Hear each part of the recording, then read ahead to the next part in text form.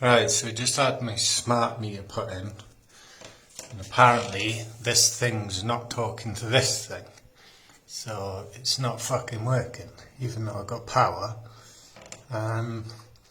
Used to have like a little box here, and then this thing as well, but they managed to squeeze that in up there.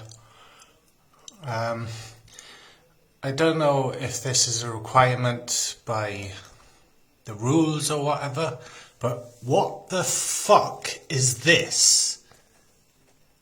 What the fuck?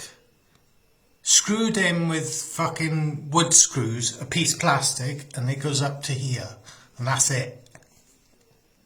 It doesn't go over there where the wire is or anything like that. What the fuck is that? I mean, if I did, I don't know. Someone please fucking explain that to me. I didn't want a smart meter, and the only reason I got a smart meter was because my solar pays me 6 pence per unit, but switching to Octopus Energy, their energy price is about the same, but if you have a smart meter, they give you 15 pence a unit.